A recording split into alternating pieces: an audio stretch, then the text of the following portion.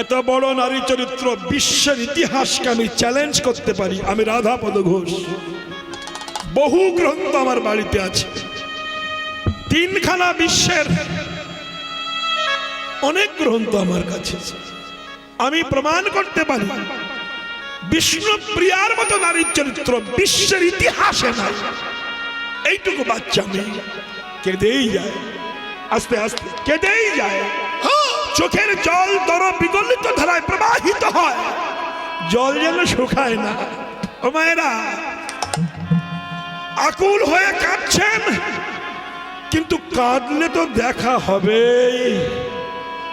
আত্মবিশ্বাসে ভক্তি মেলে, ভক্তিতে গোবিন্দ মেলে, যুক্তিতে মেলে না। বুঝলেন? আজ একটা যুক্তিবাদী কীর্তনিয়া জন্মিয়েছে, তার আসার কথা ছিল আপনাদের আশেপাশে কোথায়। এতনা পেদানি খেয়েছে, রাস্তায় প্রস্রাব করে ফেলেছে। বাবা, কাঁদালে কাঁদিতে হয়, কথাটা মিথ্যা নয়। ও বৌদ্ধ ধর্ম গ্রহণ করেছে, আম্বেদকরের পূজা করে, বৌদ্ধের পূজা করে, তাদের সঙ্গে কন্ট্যাক্ট হয়েছে। এবং যেখানে গান হয় কমিটি, এই কীর্তনিয়াটা এতই হিন্দু বিদ্বেষী, এত দেবদেবী নিন্দা করে, রাধাকৃষ্ণ গৌরনীতায় নিন্দা করে, আজে বাজে ভাষা বলে, বিধর্মীরা ওর গান শুনে হাততালি দেয়। আর কিছু কিছু কমিটিকে বিধর্মী জাতিরা বলে আমরা কিছু টাকা দিচ্ছি, ওকে তোমরা নিয়ে এসো। আর এই কমিটি নির্লজ্জ বিহা জাতি, হিন্দু পচা হিন্দু জাতি, তাকে পয়সা দিয়ে বায়না করে এনে নিজের ধর্মের নিন্দা নিজে শোনে। এর মতো ছোট জাতি পৃথিবীতে আছে বলে আমার মনে হয়। এই জন্য মহাপ্রভু পশ্চিম বাংলা ত্যাগ করে চলে গিয়েছিল। কেন? তিনি জানেন যে পশ্চিম বাংলার হিন্দু ভালো না, এরা পচা হিন্দু। বিধর্মীরা টাকা দিচ্ছে, কমিটিকে বলছে, অফার দিচ্ছে, ওকে নিয়ে এসো, 50,000 আমি দেবো। সে টাকার লোভে ওকে নিয়ে আসছে। কেন? হিন্দু ধর্ম নিন্দা শোনার জন্য। হাই রে শালা শয়তান রে, কি মূর্খ জাতিরা, কি আজে বাজে ভাষা সে বলে, একটা গ্রন্থ জানে না, মানে জানে না, কিচ্ছু বোঝে না, যুক্তি যুক্তি যুক্তি। সে নাকি চরিত্র শোধন করবে। আপনারা জানেন, আমি রাধাপদ ঘোষ বলছি, চরিত্র শোধন করতে গেলে নিজের চরিত্র পবিত্র হওয়ার দরকার আছে। আমি নিজে চরিত্রহীন আর লোকের চরিত্র শোধন করবো, এটা হয় না। যে যুক্তি দিচ্ছে যে কীর্তনিয়া আসবে বলে আসেনি, তার চরিত্র জানেন? আপন মাসি শাশুড়িকে নিয়ে পালিয়েছিল, আপন মাসি শাশুড়ি। এই তো ইউটিউব হচ্ছে, আমি জোর করে বলছি, ও শুনতে পাবে আর ও জানে। আমার পরে যে গোপালকৃষ্ণ আসছে, ও খুব ভালো ছেলে, ও বলছে হ্যাঁ আস্তে আস্তে এটা জানতে হবে। তাহলে আপন মাসি শাশুড়িকে নিয়ে পালিয়েছিল, সে দেশের চরিত্র শোধন করবে। হাই সর্বনাশ। আচ্ছা, নিজে হলো জাতিতে নস্কর, সে একজনকে নিয়ে বেরিয়ে যেয়ে হয়ে গেছে ঠাকুর। আচ্ছা বলুন দেখিনি, তাহলে যে নিজের বংশ পরিচয় গোপন রাখে, সে সত্যতা বিচার করছে আমি সততার পূজারী। তুমি নিজেই তো মিথ্যা কথা বলে বেড়াচ্ছ। আর হিন্দু ধর্মের রাধা কৃষ্ণ নিতাই গৌর দুর্গা সরস্বতী কালী বৈষ্ণব ব্রাহ্মণ সবাইকে যাচ্ছে তাই ভাষায় কথা বলছে। আর সেই কালপিট চিটিংবাজকে বায়না করে এনে যে হিন্দুরা কীর্তন দিচ্ছে, আমার মনে হয় তাদের পৃথিবীতে আসার কোনো ডিস্টার্ব ছিল, কোনো একটা কারণ ছিল, নইলে এই সর্বনাশ হতো না। আমি বলবো মা, তাই স্বধর্মে নিধনাং শ্লেবা, পরধর্ম ভয়াবহ। নিজের ধর্মে মৃত্যু ভালো। আমাদের হিন্দুদের মধ্যে কিছু কালপিট মেয়ে ছেলে জন্মিয়েছে, তারা এখন কিছু কিছু মেয়েরা যিশু খ্রিস্টানকে ঘরে নিয়ে পূজা করছে। এরা দ্বিচারিণী মেয়ে ছেলে, এরা স্বামী থাকতেও আর একটা স্বামী নিয়ে ঘুরে বেড়াচ্ছে। কারণ এরা দ্বিচারিণী।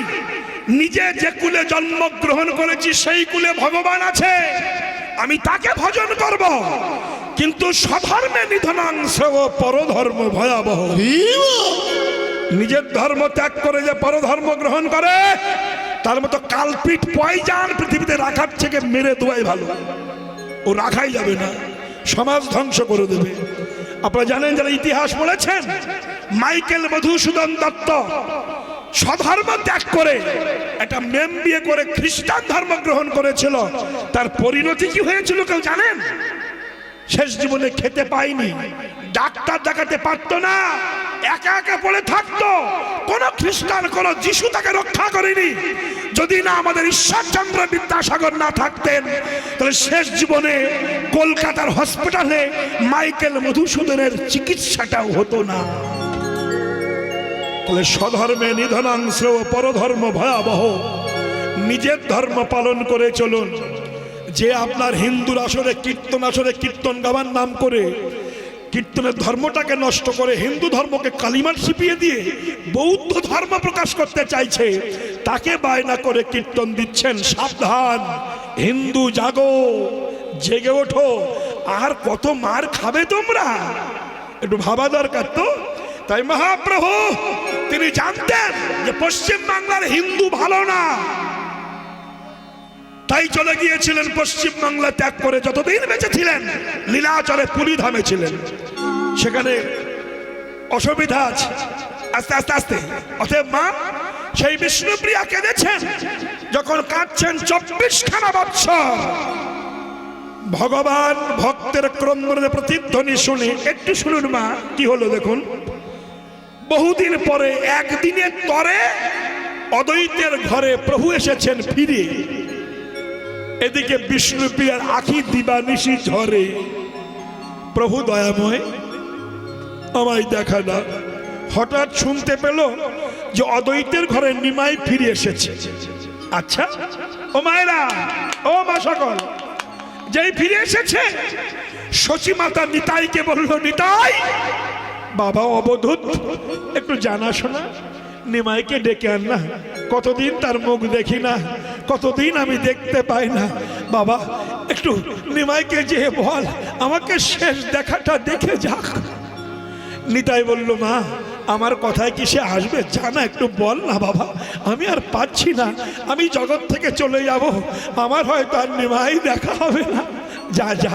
মায়ের চরণধুলি নিয়ে নিতাই অদ্বৈতের ঘরে এসে দাঁড়িয়েছে, ডাক দিয়েছে, প্রভু দয়াময়। কে? আমি অবধূত নিতাই। প্রভু বললেন, অবধূত এমন সময় এসেছো যে? প্রভু, মা হয়তো আর বাঁচবে না, বিষ্ণুপ্রিয়ার অবস্থা আরো মারাত্মক।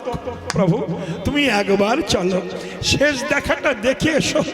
মা কাঁদতে কাঁদতে অন্ধ হয়ে গেছে, বিষ্ণুপ্রিয়া কাঁদতে কাঁদতে পাগলিনী প্রায় হয়ে গেছে।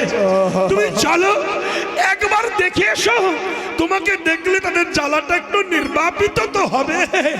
চলো না। নদিয়ার আকাশ বাতাস ক্ষিতি অবতেজ মরুত বোম, সবাই অনিমিষ লোচনে চেয়ে আছে আমাদের নিমাই কবে ফিরে আসবে। আরে গঙ্গার জল বেড়ে চলেছে, তুমি চলে আসার পরে গঙ্গায় যেখানে জল ছিল তাছাড়া আরো 2-5 হাত বেশি হয়েছে। কেন? গঙ্গাও কাঁদছে, প্রভু কি ফিরে আসবে না?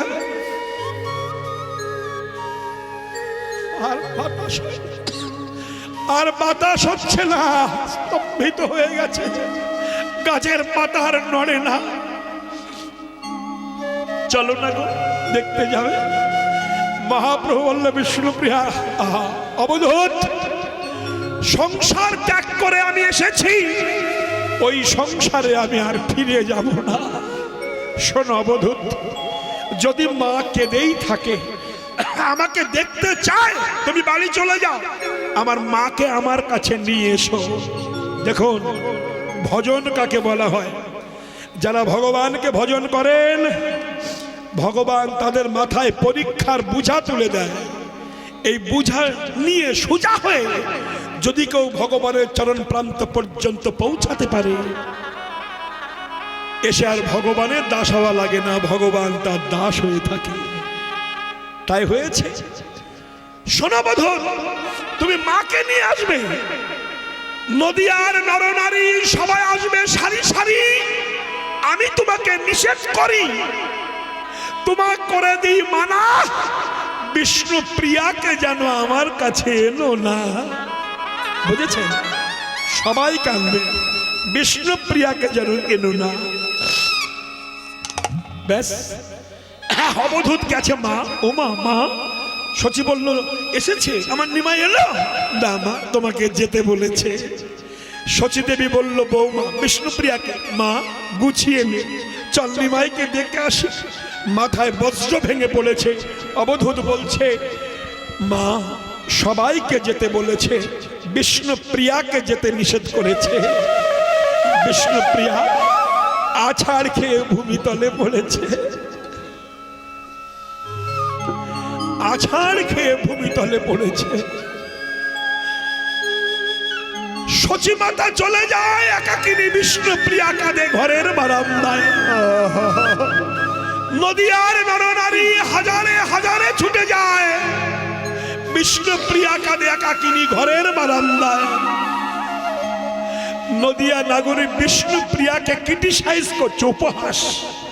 বিষ্ণুপ্রিয়া, তুই তোর স্বামীর জন্য কত কাঁদলি, হাজারে হাজারে লোক যাচ্ছে তাকে দেখতে, তোকে যেতে নিষেধ করেছে।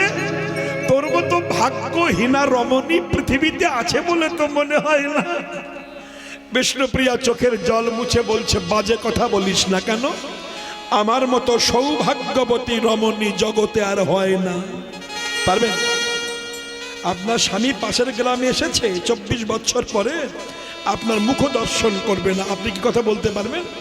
বিষ্ণুপ্রিয়া বলছে, আমাকে যেতে না বললেও আমি ভাগ্যবতী। নদিয়া নাগরী স্তম্ভিতা হয়েছে। বলিস কি, সবাইকে যেতে বললো, তোকে যেতে বললো না, বলছিস ভাগ্যবতী? বিষ্ণুপ্রিয়া বলছে, কেন বলছি জিনিস তোলা শোন। যে মানুষটাকে দেখতে হাজার মানুষ ছুটে যাচ্ছে, যে মানুষটাকে দেখতে হাজার মানুষ ব্যাকুল প্রাণে ছুটে যায়, সে মানুষটা তো হাজার মানুষের নয়, সে তো আমার মানুষ। তাহলে আমার মানুষকে দেখতে যদি হাজার মানুষ ছুটে যায়, এর মতো গৌরব আছে আর কোথায়? নদিয়া নাগরী বলল, বিষ্ণুপ্রিয়া তোর ভালোবাসার বলিহারি যায়, তুই আমাদের সঙ্গে চল। বিষ্ণুপ্রিয়া বলল, না আমি যাব না তার কাছে, সে আসবে আমার কাছে। সবাই যখন চলে গেল, বিষ্ণুপ্রিয়া ঘরে ঢুকে দরজা দিয়ে প্রভুর নাম গাইতে লাগলো। আহা প্রভু, তোমার সঙ্গে ভালোবাসা করে আমার কাঁদতে জীবন গেল। চণ্ডীদাসের একখানা পদ উনি গিয়েছিলেন, ওগো প্রীতি সুখের সাগর দেখিয়া নাইতে নামিলাম তাই, প্রভু হে প্রীতি সুখের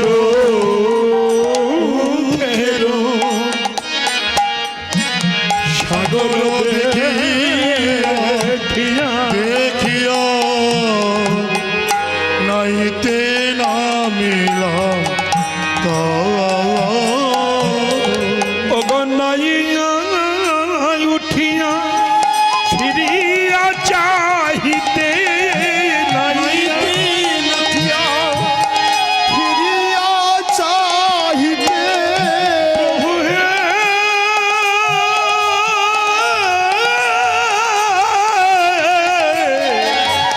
প্রভু হে নাইয়া উঠিয়া ফিরিয়া চাহিতে ওগো লাগিল দুঃখের লাগিল দুঃখের কথাগুলো ভারী সুন্দর মায়েরা, কথাগুলো শুনবেন। গাইছেন, প্রীতি সুখের সাগর দেখিয়া নাইতে নামিলাম তাই। প্রীতির অ্যাডভার্টাইজ এখন খুব হচ্ছে নাকি? আমি তোমার, তুমি আমার, চিরদিন আমি তোমার হয়ে থাকবো। তুমি আমার কলিজা, তুমি আমার হাড়, তুমি আমার কিডনি, তুমি আমার নয়ন, তুমি মনি, তুমি আমার ফুসফুস, সব ফুসফুস। কত অ্যাডভার্টাইজ, তাই না? মাগো কেউ কারুর নয়। জানো, প্রীতির অ্যাডভার্টাইজ হচ্ছে, কেউ কারোর ভালোবাসে না। এ ভালোবাসা লেবুর মতো ভালোবাসা। লেবুই যতক্ষণ রস থাকে ততক্ষণ নিংড়ায়। প্রথম চাপ দিলে গড় গড় করে পড়ে না, দ্বিতীয় চাপে রস কমে যায়, একটু জোরে চিপতে হয়, তৃতীয় চাপে রস থাকে না, আঙুল দিয়ে চাপতে হয়, তারপরে সিটি হয়ে যায়, থালার ধারে ফেলে রাখে। যে চিপি খেয়ে বেরিয়ে গেল, লেবুর খোসা তাকে ডেকে বলছে, গো তুমি যে আমার রসে ভাত খেয়ে তৃপ্তি হলে, আমাকে সিটি করে রেখে চলে যাচ্ছ। আমার যতক্ষণ রস ছিল তুমি কি টিপানা টিপলি, আমারে টিপে টিপে রস বার করে আমাকে সিটি করে ফেলেছ। এখন আমার রসে ভাত খেয়ে চলে যাচ্ছ, কই আমাকে কিছু বলে যাচ্ছ না তো? তখন যে খেয়েছিল সে লেবুর খোসাকে বলছে, কি বলবো তোমার সঙ্গে? তোমার সঙ্গে আমার সম্পর্ক ততক্ষণ ছিল যতক্ষণ তোমার মধ্যে কি ছিল? কি দানা না, দানা না, রস ছিল। রস নাই, ভালোবাসা। এই যে করোনা হয়ে গেল, করোনার সময় জামাই ষষ্ঠী পড়েছিল, জামাই শ্বশুর বাড়ি এসেছিল, কিন্তু শাশুড়িকে প্রণাম করতে পারেনি, কাঠি দিয়ে প্রণাম করত। আর শাশুড়ি আর এক খালা কাঠি রেডি করে রেখেছিল আশীর্বাদ করার জন্য। দুজনায় কাঠি দেওয়া দিয়ে হয়েছিল, কিন্তু প্রণাম হয়নি। মনে পড়ে না? হাতে দিলে প্রণাম করলে ওই রোগ আমার মধ্যে ঢুকে যায়।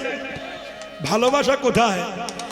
আসতে আমাদের টাকিতে পৌরসভা হোলি গলিতে সন্ধ্যাবেলায় উড়ি প্রেমের অ্যাডভার্টাইজ চলতো। সে এখানে ছেলে মেয়ে, ওখানে ছেলে মেয়ে। যেই করোনা আসলো, কুকুর ছাড়া কারোর দেখতে পেতাম না। দু চারটে কুকুর ঘুরে বেড়াতে। প্রেম প্রীত বেড়া ভেঙে দোল মারবে, কেউ কারণ নয়। যতদিন যৌবন আছে, যতদিন টাকা আছে, ততদিন আমি তোমার, আমি তোমার, আমি তোমার।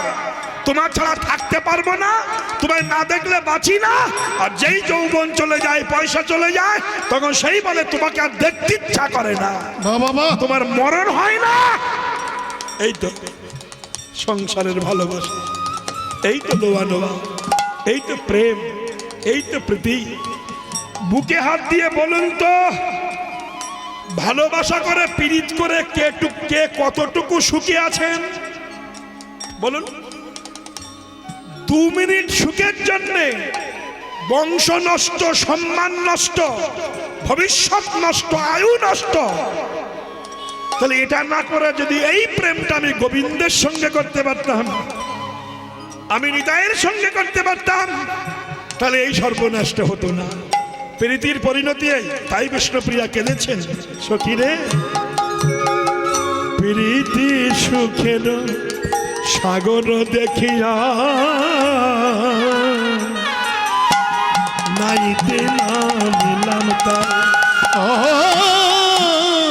প্রীতি সুখের সাগর দেখিয়া নাইতে নামিলাম নাইয়া উঠিয়া ফিরিয়া চাহিতে, উঠিয়া ফিরিয়া চাহিতে মরমিয়া রে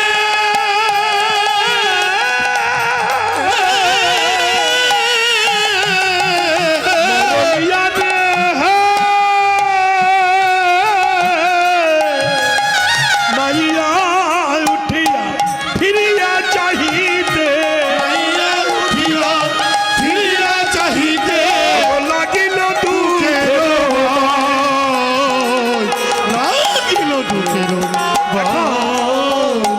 বিধির কাছে আমার জানতে ইচ্ছা করে, কেবা নিরমিল প্রেম সরোবর, কেবা নিরমিল প্রেম সরোবর, নিরমিলতার জল দুঃখের মকর ফিরে নিরন্তর, প্রাণ করে টলমন ওরে দুঃখের মকর ফিরে নিরন্তর, প্রাণ করে টলমন।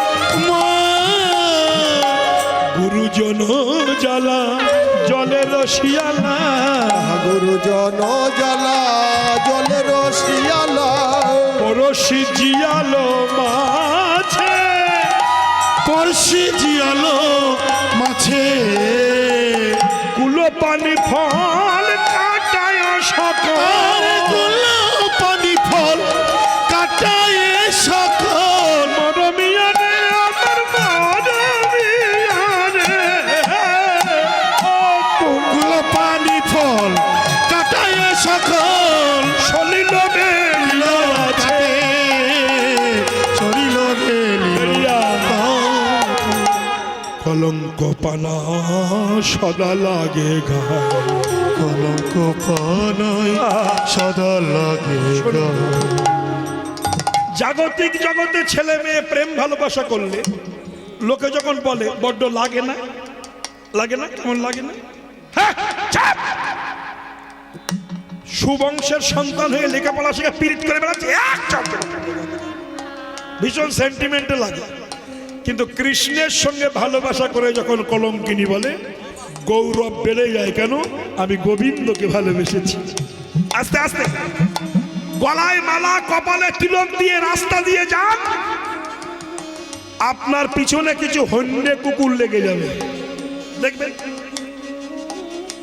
গলায় মালা তিলক দিয়ে মুসলমান পাড়ার মধ্যে দিয়ে যান কোন মুসলমান ক্রিটিসাইজ করবে না কিন্তু হিন্দু পাড়া দিয়ে যান এই হিন্দুদের মধ্যে কিছু কালপিট মাল আছে আপনাকে উপহাস হরি বল গোসাই বুক সেতিয়ে কয় এত বড় অসভ্য এরা নিজের ধর্মকে নিজের অপমান করে এত বড় মূর্খ এরা করে না করতেও দেয় না আস্তে আস্তে আস্তে আস্তে আস্তে মায়েরা বুঝুন এই যে কীর্তন হচ্ছে এখানে আমি শুনলাম কিছু মায়েরা অক্লান্ত পরিশ্রম করে গ্রামে গ্রামে ভিক্ষা করে এই হরিবাসর তৈরি করেছে আমার কাছে মাত্র একটি ছেলে গিয়েছিল গোপাল্লা কি ছেলেটির নাম আমার ঠিক খেয়াল হচ্ছে না খুব ভালো ছেলে আশা থেকে নেওয়া পিছনে যে দোতলা বাড়ি আছে আমাদের খুবই যত্ন করে রেখেছেন আমি ধন্যবাদ দেব যে মেয়েগুলো যে মায়েরা অক্লান্ত পরিশ্রম করে